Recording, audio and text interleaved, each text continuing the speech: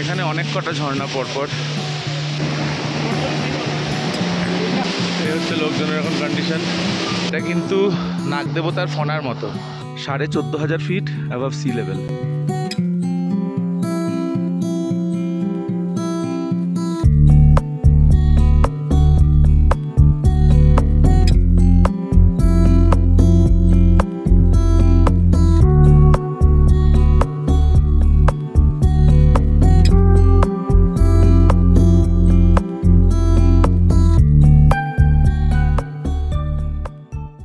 Good morning guys, good morning জজিবাল থেকে। কালকে রাত্রিবেলা শরীরটা খুবই খারাপ ছিল, বাট এখন ঠিক আছি। পেইন কিলার খেয়েছিলাম একটা, কারণ পাটা যথেষ্ট ব্যথা করছিল। আর এখন সকালবেলা উঠে দেখছি যে ব্যথাটা একটু কম, বাট হাঁটতে একটু প্রবলেম হচ্ছে, সেরকম কিছু না। আর এরা যথেষ্ট সেবা যত্ন করেছে। সেবা যত্ন বলতে যা যা হয়, মানে রাত্রিবেলা ইনফ্যাক্ট ঘুম থেকে তুলে খাওয়ানো, আর যা যা দরকার কম্বল থেকে আরম্ভ করে সব কিছু প্রোভাইড করা। ইনফ্যাক্ট এখানের একটা পয়সাও লাগেনি, দিতে চেয়েছিলাম, মানে সেটাতে তারা বলেছে যে তাদেরকে ছোট করা হচ্ছে, এরকম একটা ব্যাপার। আর এখানে যে কটা টেন্ট আছে এগুলো নয় ভান্ডারার লোকেদের জন্য আর আর্মিদের জন্য, আর যারা এমার্জেন্সিতে ফেসে যায় তাদেরকে রাখা হয় এখানে। সেটাও আর্মিরাই এসে বলে, তারপরে হয়। যেরকম গতকাল আমাকে ডিজাস্টার ম্যানেজমেন্টের লোকেরা নিয়ে এসে এখানে বলেছে বলে আমাকে থাকতে দিয়েছে, আদারওয়াইজ থাকতে দিত না। সেই কারণে এখানে একদমই জনসংখ্যা কম, মানে যারা এসে থাকছে যাত্রীরা। সেই কারণে এখানে যতগুলো ওয়াশরুম আছে হাতে গোনাই কয়েকটা আছে টয়লেট, যেগুলো বায়ো টয়লেট হয়, সেগুলো যথেষ্ট পরিষ্কার পরিচ্ছন্ন। কারণ আমি আগেরবার শেষনাগে থেকেছিলাম, শেষনাগেরগুলো খুবই নোংরা হয়। এখানেরগুলো একদমই নিট অ্যান্ড ক্লিন, বিকজ এরা নিজেদের ইউজের জন্য এগুলোকে ইউজ করে, তাই যতটা সম্ভব পরিষ্কার পরিচ্ছন্ন রাখার চেষ্টা করে। তো এখন এখান থেকে বেরোবো। বাকিদের সাথে কন্ট্যাক্ট সেইভাবে করে উঠতে পারছিলাম না, বাট একজনকেই ফোনে পেয়েছিলাম, তাকে বলেছিলাম যে বাকিদের যদি কন্ট্যাক্ট করতে পারে খবর দিয়ে দেওয়ার জন্য। ইনফ্যাক্ট যাকে কন্ট্যাক্ট করতে পেরেছিলাম তার সাথেও বাকিদের কন্ট্যাক্ট নেই, সেও কারোর সাথে কন্ট্যাক্ট করে উঠতে পারছে না। বেরিয়ে গেলাম জজিবাল থেকে। তো সামনে আসবে নাগারকোটি, ওটা এখান থেকে 1.5 কিলোমিটার, তারপরে শেষনাগ। বাকিরা তো শেষনাগেই ছিল। হোপফুলি 9টা বাজে, এতক্ষণে ওরাও বেরোচ্ছে। ওদের সাথে আজকে পঞ্চাতারণীতে গিয়েই দেখা হবে। আমি ওখান থেকে বেরোলাম। ওদিকের ভান্ডারাগুলো তো এখনও চালু হয়নি, এই ভান্ডারাটা চালু হয়েছে। এখানে খাবারও আছে, দেখা যাক কি আছে।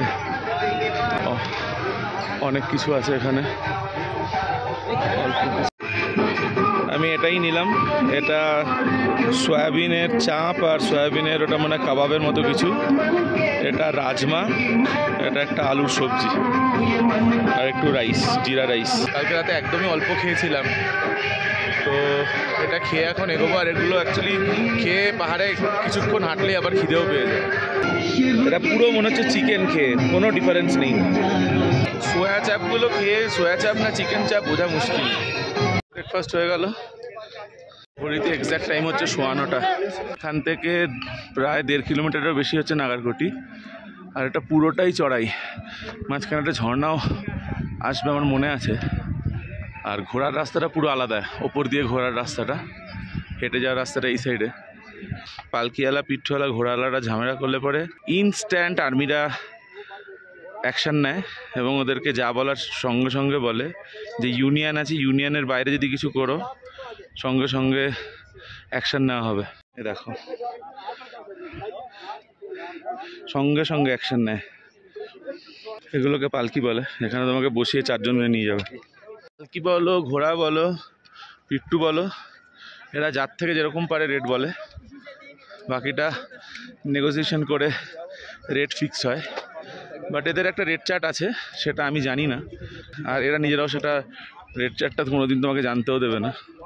যেরকম এখান থেকে নাগারকোটির জন্য পালকির ভাড়া মনে হয় 500 টাকা বলছে, মানে 1 কিলোমিটারের জন্য।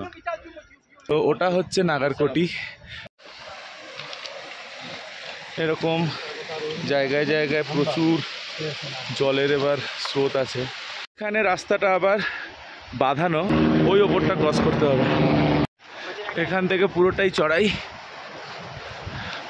এতটা পুরো চড়াই। এবার এখানে আবার দম বেরোবে। প্রবীণ, হাই। আর ওর সাথে আমার একটু আগে রাস্তায় দেখা হয়েছিল, আমরা অনেকক্ষণ ধরে গল্প করলাম। ও তামিলনাড়ু থেকে, বাট এবার ও বেরিয়ে যাবে, কারণ ওর ইচ্ছে আছে যদি কোনোভাবে আজকেই কেভ অবধি পৌঁছানো যায়।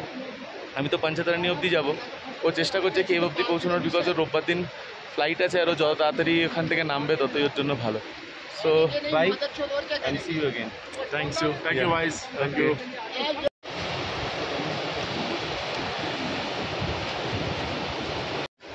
এদের সব ভাগ করা আছে এরিয়া, পালকি, ঘোড়া।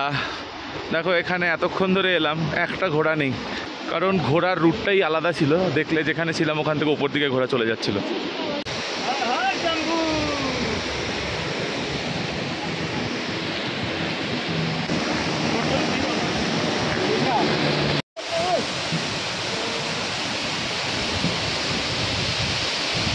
এখানে অনেক কটা ঝর্ণা পরপর।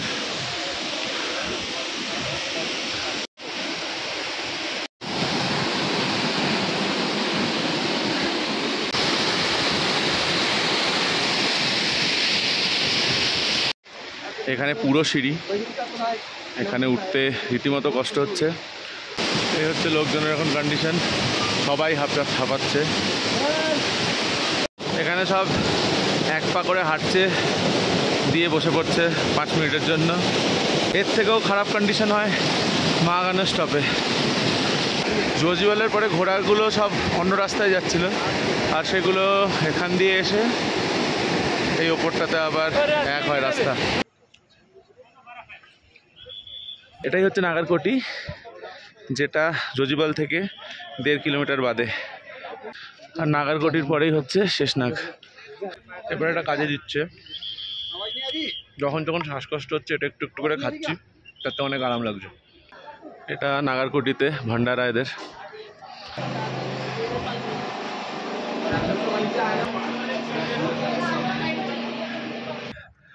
এখানেও মেডিকেল ক্যাম্প আর আর্মিদের ক্যাম্প আছে। এগুলো আর্মিরা সব লেখে পাথরের গায়ে। এটা 2022-এ লেখা, আর এটা আমি আসারও 2 বছর আগে 2010-এ লেখা। আমরা তখন একদম ওই নিচটা থেকে হাঁটা শুরু করেছিলাম, অ্যাকচুয়ালি তারও নিচ থেকে, ওইখানে ঝর্ণাগুলো ছিল। কোথা দিয়ে যাবো? ঘোড়ার জ্বালাতনে তো যাওয়া যায় না। ক্যাম্পগুলো সব দেখা যাচ্ছে শেষনাগের, আর নিচে ঝিলটা। এটাই হচ্ছে শেষনাগ ঝিল। পুরাণ মতে মহাদেব নিজের সাপকে, মানে নাগ দেবতাকে, এখানেই ছেড়ে গেছিলেন গুহায় যাওয়ার আগে। আর মাঝের মধ্যে নাকি এখনও এখানে নাগ দেবতার দর্শন পাওয়া যায়। আর এখান থেকেই কিন্তু লিডার নদীর উৎপত্তি হচ্ছে। ঝিলটা শান্ত, কিন্তু কত বরফ গলে যে এত স্রোত থাকে জলের।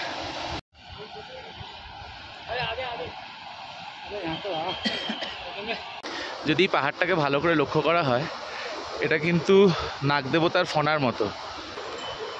বাঁদিকের পিকটা নিচে, তার ওপরে যে পিকটা আছে সেটা মেঘে ঢাকা, তারপর একটা মাঝখানে বরফগুলোর ওপরে, তারপর একটা ডান দিকে সেখানেও মেঘ, আর আবার ডান দিকেরটাও মেঘে ঢাকা।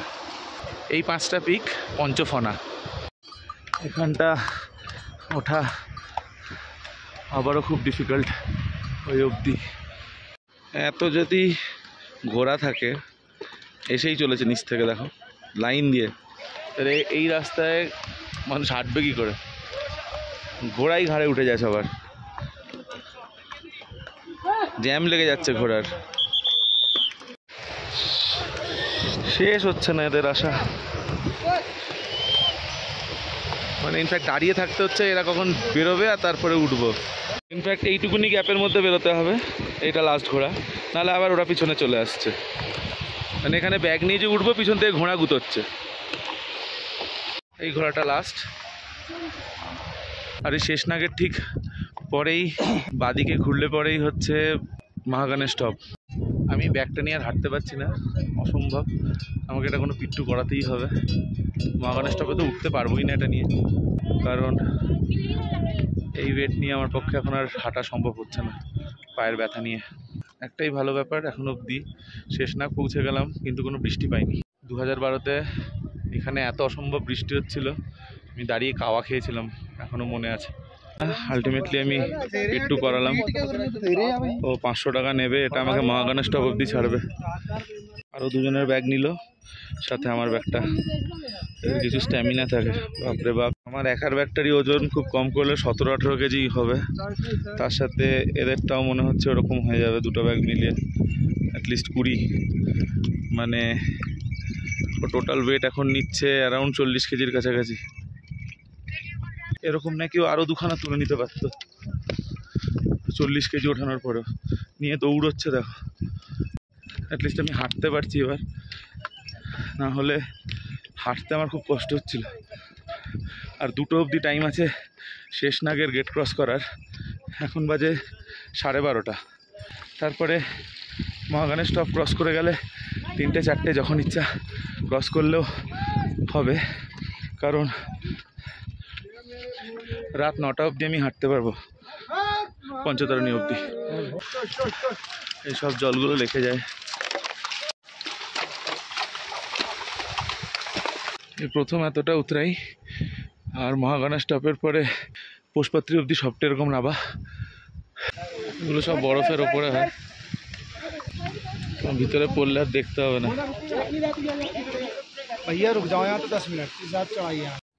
ঝিলের মেন স্রোতটা ওপর থেকে আসছে, এই একটা ঝর্ণা, ওই দুটো পাহাড়ের মাঝখান দিয়ে একটা বেরোচ্ছে, এখান দিয়ে অল্প বেরোচ্ছে। এই ঝর্ণাগুলোই ঝিলের মেন স্রোত, আর এখান থেকেই নদীটা বেরোচ্ছে। শেষনাগ ঢোকার জাস্ট আগে আমিও ঘোড়া করে নিলাম, আর পারছি না, কারণ দুটোর মধ্যে পারমিশনের ওখানেও পৌঁছতে হবে। আর আমি যতবার হাঁটছি, আমার হাঁটতে গেলে বুঝতে পারছি আমার পায়ের ব্যথাটা আবার করছে এবার। তো উপায় ছিল না, ভেবেছিলাম হেঁটে যাব। তো মহাগানের স্টপ অবধি আপাতত ঘোড়া করলাম, তারপরে পঞ্চতারণী অবধি হয়তো হাঁটবো। আপাতত মহাগানের স্টপটা এতটাই উঁচু, ওটা পারতাম না আমি, যা মনে হচ্ছিল। কার্ডটা দেখাতে হলো, ক্যামেরাতে জাস্ট কার্ডটা ওপর দিয়ে দেখালেই হচ্ছে। এটা হচ্ছে শেষনাগ বেস ক্যাম্প, আর আগের বার এসে এই বেস ক্যাম্পেই থেকেছিলাম।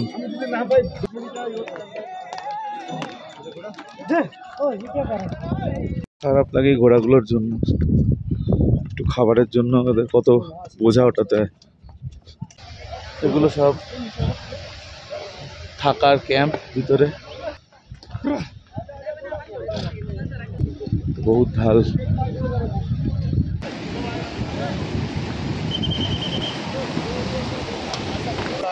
ব্যালেন্স রাখাটাই ডিফিকাল্ট হয়ে যাচ্ছে, তো কখনো এদিক নড়ছে, কখনো ওদিক নড়ছে। এবার এই গেট দিয়ে যাত্রা শুরু করেছিলাম যখন শেষনাগ থেকে বেরিয়েছিলাম মহাগানের স্টপের জন্য। যে পিট্টুটাকে ব্যাগ দিয়েছিলাম ওর সাথে দেখা হলো, ও একে দিয়ে দিল ব্যাগটা, ও আর মহাগানের স্টপ গেল না।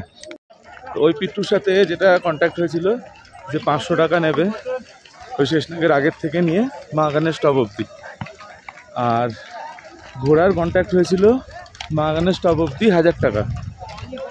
তো যেহেতু ও আর ওইখানে গেল না, ওকে আমি 300 টাকা দিলাম, আর এ বললো একে 200 টাকা দিতে। তো ব্যাপারটা একই পড়লো, ওর সাথে 500 টাকা কন্ট্যাক্ট হয়েছিল, 300 আর 200 500ই হলো, আর ঘোড়ার 1000, মানে এখন টোটাল আমার 1500 টাকা লাগবে মহাগানের স্টপ অবধি উঠতে। এই ওপরটায় উঠতে হবে মহাগানের স্টপের জন্য। এই স্রোতটাও অ্যাকচুয়ালি লেকের দিকেই যাচ্ছে, মানে শেষনাগের দিকে, কারণেই নদীর অত স্রোত যখন ঝিল থেকে বেরোয়।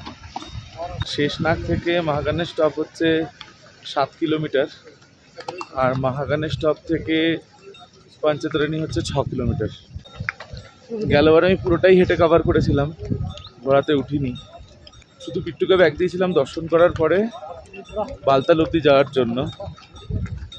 বাট এবার সেটা আর পারলাম না, বোঝা যাচ্ছে বয়স হয়েছে, 11 বছরে অনেকটাই বয়স বেড়ে গেছে। এটা শেষনাগ পিছনে। আগের বার গেছিলাম, এত রাস্তা বাঁধানো ছিল বলে মনে পড়ছে না।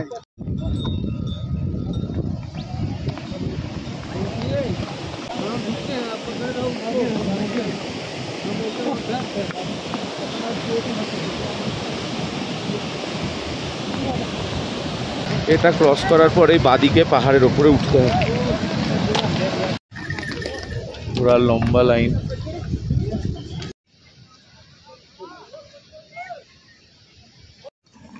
রাস্তার কন্ডিশন হচ্ছে এই।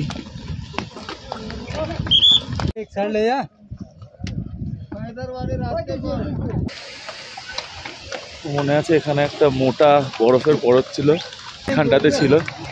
এটা ক্রস করে এই ওপরে ওঠা শুরু করেছিলাম। যেটা এখানে ব্রিজ দেখছো, এগুলো সব মোটা বরফ ছিল 11 বছর আগে। এগুলো সব বরফ ছিল, তার মানে এগুলো গলে গেছে আজকে 11 বছরের মধ্যে। এটা পুরো গ্লেশিয়ার ছিল, এখানে একটা মোটা এই অবধি ছিল গ্লেশিয়ারটা, এবং ওপর দিকে এই পাহাড়গুলোর ওপরেও সেই গ্লেশিয়ারটা ছিল।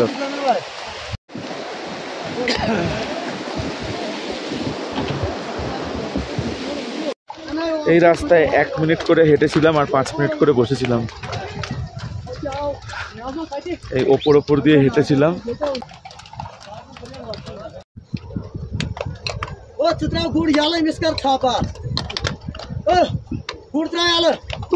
ঘোড়াও মিস করছে পা,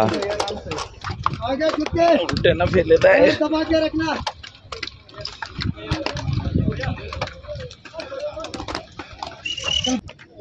ওই ওপরটা মহাগণেশ স্টপ। এগুলো অনেক ওপর অব্দি বরফ ছিল, আমার একদম মনে আছে। মাঝে মাঝে আবার দৌড়চ্ছে, পুরো অফরোডিং এক্সপিরিয়েন্স। চলে এসছি আর একটুখানি।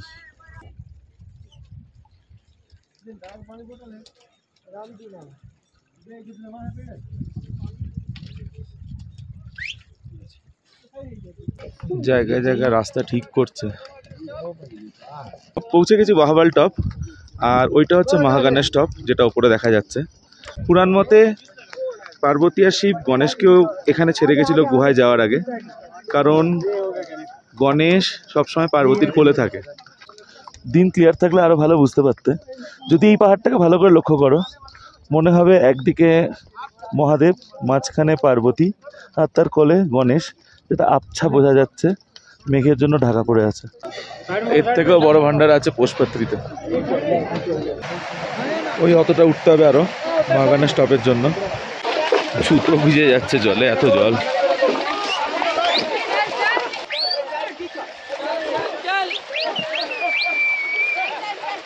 জ্যাকেট ছাড়াই বসে পড়েছিলাম ঘোড়ায়, গেঞ্জিটা পরে। হালত খারাপ হয়ে যাচ্ছে ঠান্ডায়। 1-2 ডিগ্রি তো হবেই হবে টেম্পারেচার, জানি না তার থেকেও কমও হতে পারে। এটারও নাম রাজু, সামনেরটারও নাম রাজু। দুটো তোর জন্য এক নাম বলে মারপিট হয়ে গেল মনে হয়। এই ওকে কামড়ে দিল, ওকে কামড়ে দিল। কি করে হাঁটে কে জানে ঘোড়াগুলো।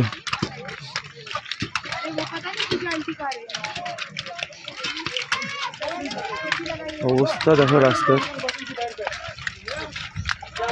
এই রাস্তা দিয়ে নর্মাল হেঁটে ওঠা তো মানে যুদ্ধ করার মতো। বাকিরা ওপর দিয়ে উঠছে।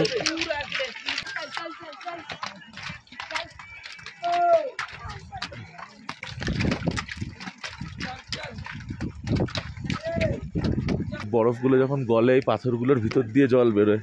বরফ হয়তো উপরে কোথাও গলছে, তলা দিয়ে এরকম আসছে পাথরের ভিতর দিয়ে। এটাই মহাগণেশ টপ,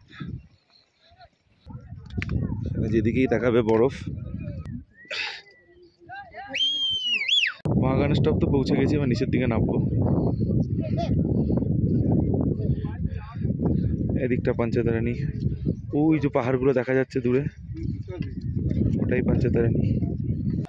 মহাগণেশ টপ হচ্ছে 14,500 ফিট অ্যাবাভ সি লেভেল, তাই এখানটা এরকম।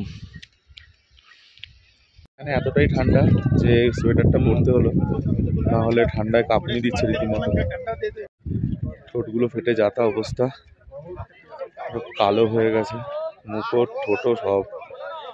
মানে এইসব জায়গায় আসা মানে তোমার আমার ওই নিজেকে কি দেখতে লাগছে সেটা ভাবলে হবে না, শুধু জিনিসগুলো যে কারণে এসছি সেগুলো এখন ফুলফিল হলেই হয়।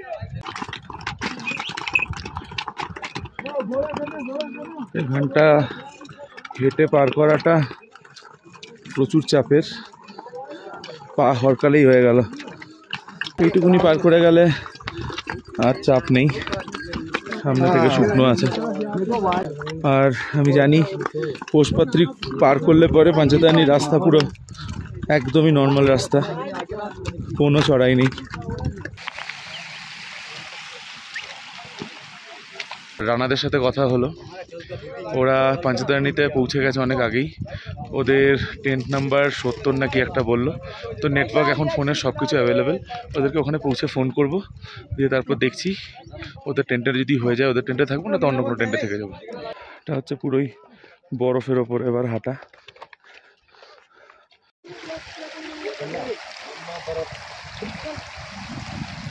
লোক যে যাচ্ছে আগে, এর ওয়াইফ আগে এগিয়ে গেছে, আর ওইখানে যে আর্মিরা দাঁড়িয়ে আছে এদেরকে বলে গেছিল যে পোষপাত্রীতে ওয়েট করবে। এরা বলে দিল যে আপনার ওয়াইফ পোষপাত্রীতে আছে, আপনার আস্তে ফিরে যান। মানে কত ভালো এদের সিস্টেম হয়। ওটা পোষপাত্রী, इधर से जिस रोड पे जाने रोकने वाले के लिए बना रहे आगे बैठ रहा है। এর মধ্যে বসে ওটাকে ফেলে দিল। এরা ঠিক করছে, আর সব অপদার্থরা আছে এখানে এসে এটার মধ্যে বসলো, বসে এটাকে ভেঙে দিল। 10 দিন আগে এগুলো সব বরফে ঢাকা ছিল। এখানে হাইট দেখো বরফের, আমার থেকে উঁচু এতটা, জুতোয় জল লাগছে, ভিজেও যাচ্ছে। এখানে যদি একবার হাঁটু গেড়ে পড়ি না, মালয়েশিয়াগুলো আর কিছু থাকবে না। নি ক্যাপ করে হাঁটার মতো রাস্তা এগুলো।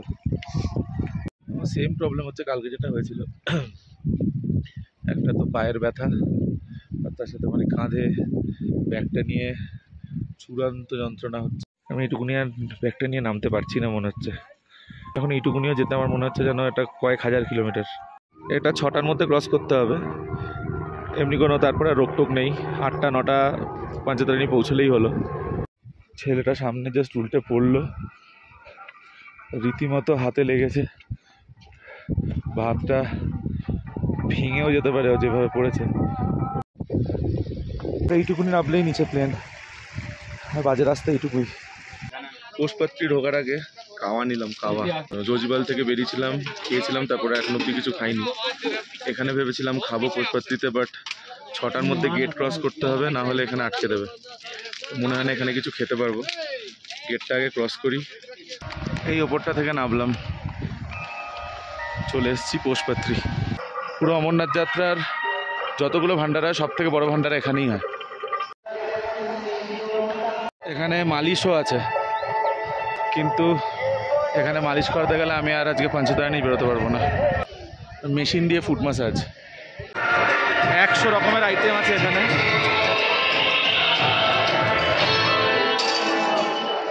দুপুরে আরও বেশি ছিল, এখন বিকেল তাই কমে গেছে। কিছু ঘটেছে, পিছনে অ্যানাউন্স করছে যে পাঞ্চেতারানির জন্য যাত্রা অলরেডি বন্ধ করে দিল পোষপাত্রী থেকে। এখান থেকে বেরিয়ে গেলাম, আদারওয়াইজ আজকে পাঞ্চেতারানি পৌঁছতে পারতাম না। আর বাকিরা টেন্ট বুক করে রেখেছে, পয়সাটা নাহলে জলে যেত। ওর জন্য আমি জাস্ট 6টার মধ্যেই ওটা ক্রস করে গেছি, আর বেরিয়ে একটা ঘোড়া পেয়ে গেছি। এদের ফান্ডাটা হচ্ছে, আমি ওপাশে জিজ্ঞেস করলাম ঘোড়াদের রেট, ওরা কেউ 2000-এর নিচে রাজি হচ্ছে না, বিকজ ওরা ওই সাইডের ঘোড়া, ওরা এখন ফেরত শেষনাগের দিকে কিংবা আরও ওদিকে যাবে।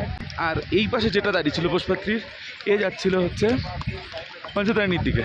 ট্রেনটা জাস্ট ক্রস করলাম, করে জিজ্ঞেস করলাম, 1000 বললো, আমি 600 বলেছিলাম। ব্যাগটাও আছে, 200 টাকা এক্সট্রা, 800 টাকা দিয়ে দিচ্ছি, ঠিকই আছে। ওই স্ট্রেট যেটা দেখা যাচ্ছে ওটাই পাঞ্চেতারানি, দুটো ভ্যালির মাঝখানে। দিকের রাস্তা তো অনেক ভালো, শেষনাগ থেকে মহাগানের স্টপের যা রাস্তা ছিল তার ধারণার বাইরে ছিল। এটা আমি হেঁটেও যেতে পারতাম একটা পিট্টু নিয়ে। যেটা টাইম লাগতো আমার হেঁটে যেতে, তার থেকে ঘোরাতে অনেক তাড়াতাড়ি হয়ে যাবে, কারণ বাকিরা ওখানে অপেক্ষা করে আছে। আগের ঘোড়াটার থেকে এই ঘোড়াটা একটুখানি চেহারা ভালো। নাম কে ইসকা? বাদল। ওদের নাকি সব কটা ঘোড়ারই নাম বাদল, আমারটারও বাদল, পিছনেরটারও বাদল, সামনেরটা জিজ্ঞেস করলে ওটা বলবে বাদল। क्या है भाई उसका नाम? उसका नाम राजू है। আচ্ছা, ঘোড়ার কমন নাম নয় রাজু, নাহলে বাদল। আগেরটার নাম ছিল রাজু, পাশের একটা কামরার ছিল ওটাও ছিল রাজু, এখন এটাও বাদল, পিছনেরটাও বাদল। পিছনের ঘোড়াটা দৌড়েছে আর ও বলছে আস্তে দৌড় করাতে বিয়ে হয়নি। ঘোড়া আমি একটা কারণে নিতে চাইছিলাম না, কারণ আমি জানতাম ঘোড়া নিলে ভিডিও করা সম্ভব না। ওর জন্য শেষনাগ থেকে মাগানের স্টপ অব্দি আমি ঠিকমতো ভিডিও করতেই পারিনি। এদিকে রাস্তাটা ভালো তাই করা সম্ভব, আর এই ঘোড়াটাও একটু শক্তিশালী, আগেরটার মতো না। ওটা তো ল্যাকপ্যাক করছিল, মনে হচ্ছিল একবার এদিকে নিয়ে উল্টোবে একবার ওদিকে নিয়ে উল্টোবে, ভিডিও কী করতাম। আর এখনও কালকের ভিডিও বাকি, কালকেই আসল জায়গায় যাওয়া, যে উদ্দেশ্যে এখানে আসা সেটাও দেখতে পাবে। সাথে থেকো আর কালকের ভিডিওটা মিস করো না। আর দেখো এদিকে সব জায়গায় আলো কমে গেছে, বাট পঞ্চতারণীতে এখনও কত আলো। এটা তো ওয়েস্ট, ওর জন্য একটু তো সূর্য আমাদের ওদিকের থেকে দেরিতেই ডোবে, বাট তারপরেও অল্টিটিউডটার জন্য আরও টাইম লাগে এদিকে ঢুকতে। আবার সকালে তাড়াতাড়ি উঠেও যায়। এখানে রাস্তা উঁচুতে, এরপরে পুরোটাই নিচে নেমে যায়, একদম পুরো পাহাড়ের নিচে।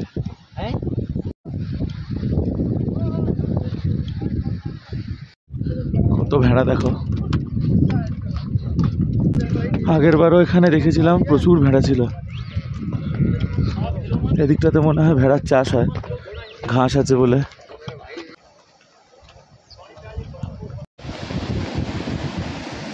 এই ব্যাগ নিয়ে আমি 2012-এ পুরোটাই রাস্তায় হেঁটে গেছি পঞ্চতারণী অবধি। স্ট্রেংথ কমে গেছে, বুড়ো হয়ে গেছি আমি, বুঝতে পারছি, বাট ব্যাগটা সত্যিই ভারী। আমার মনে হয় না গেলবার এত ভারী হয়েছিল। অ্যাকচুয়াল ভারী হওয়ার কারণটাই হচ্ছে পাওয়ার ব্যাঙ্কগুলোর জন্য।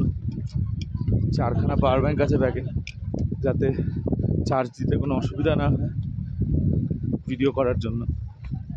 সো এত ভারী ব্যাগ হয়ে पावर बैंक নিয়ে এসেছি। ভিডিওটা লাইক করো। बैग बहुत भारी लग रहा है। हाँ ওরও ব্যাগটা ভারী লাগছে। ব্যাগ ছাড়া চললে পা ব্যথা হচ্ছে, ব্যাগ নিয়ে চললে পা পিঠ দুটোই ব্যথা হচ্ছে, ঘোড়ায় চললে কোমর ব্যথা হচ্ছে। কোন দিকে যাবো বলো তো? ওরও বলছে কোমরে ব্যথা হচ্ছে ব্যাগ নিয়ে, ব্যাগটা দিয়ে দিয়েছে আমায়, বলছে আপনি রাখো ব্যাগ। এখানেও একটা ভান্ডারা আছে। কারোর সাথে ফোনে কথা বলছে ভিডিও কলে, তারপরে যখন বলেছি না ভিডিও করছি, বলছে ও খুদ বকে যা রে, পাগল ভাবছে। নিচের গ্লেশিয়ারটা দেখো কত মোটা হয়ে আছে। ওইটা নিচে পঞ্চতারণী বেস ক্যাম্প। যখনই ভাবি শেষ হবে আবার একটা করে খাই আছে।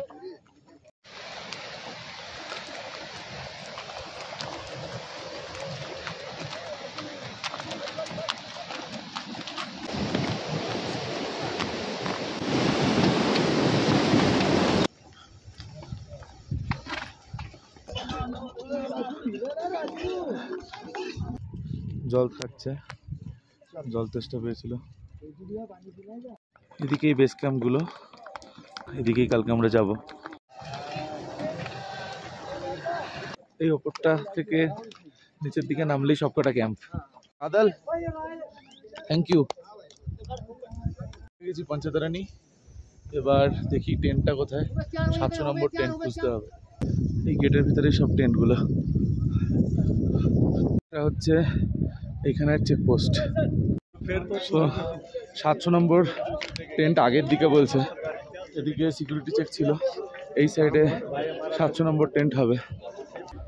সন্টুদের সাথে কথা হলো ফোনে, বললো এই প্রথম ভান্ডারটা ক্রস করে দাঁড়িয়ে আছে কোথাও, দেখি। দুধারেই টেন্ট, এদিকটা আর্মিদের, এটাও ভাড়ায় দিচ্ছে, বাট এগুলো আর্মিরা লাগিয়েছে। আর লোকালসদের টেন্টগুলো হলো এই সাইডে।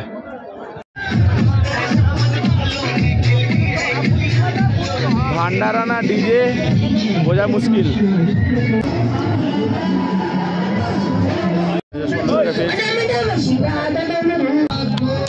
পঞ্চায়েতে লোক গিজ গিজ করছে পুরো।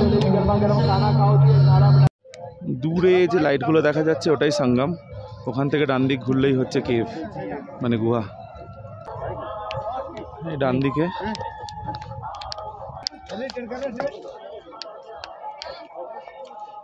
তো অনেক পিছনে, 668,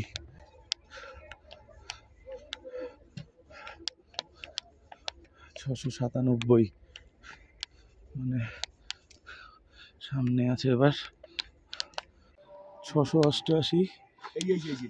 এটাতে থাকবো 700 তাহলে কাটা আছে, 700 ওরা 3 জন আগে।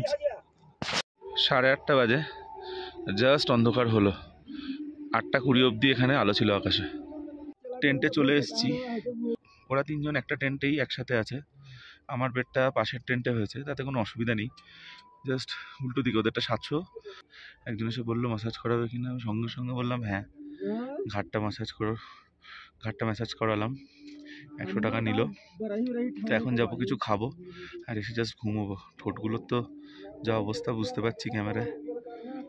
এখানে এইভাবে গরম জল হয়, এটা গরম জল ফোটানো চলছে ভিতরে, পিছন দিয়ে কয়লা দেয়, আর কয়লা কাঠ যাই হোক, আর ভিতরে একটা বয়লার আছে, ওখানে জল সারাক্ষণ ফুটতেই থাকে। আমি আর সন্টুতে যাচ্ছি ডিনার করতে, রানার অপাদা করবে না, তো যা একটুখানি হোক কিছু খেয়ে নেবো ভান্ডারাতে গিয়ে, আর এসে যত তাড়াতাড়ি আর শোবো। টাইম হচ্ছে 9টা।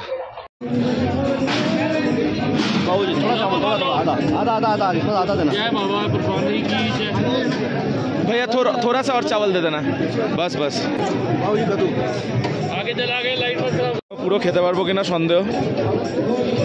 সকালবেলা ওইখান থেকে খেয়ে বেরিয়েছিলাম জজিবাল থেকে, তারপরে কিচ্ছু খাইনি, এখন এইটুকুনি অনেক মনে হচ্ছে। যাই হোক খাই।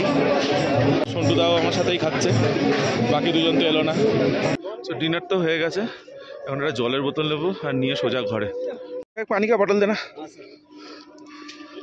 কিতনা है? 50। ঠিক। আমার এখনো কারেন্ট দেয়নি, বোঝো। লাইট তো এখনো আসেনি, অন্ধকারে চেঞ্জ করতে হবে। ওই দুখানা আছে আর তার সাথে টর্চের আলোটা আছে, এই দুটোর আলো এরকম। লাইট তো এলো না, অন্ধকারেই চেঞ্জ করলাম আর ব্যাগ গুছিয়ে শুয়ে পড়লাম। প্রচণ্ড টায়ার্ড, কালকে সকালে উঠে দর্শন, তো দেখা হচ্ছে কেভে। Good night. আমি বাউন্ডুলে ঘুরি, যে আমাকে বাসবে ভালো তার আকাশেই উড়ি।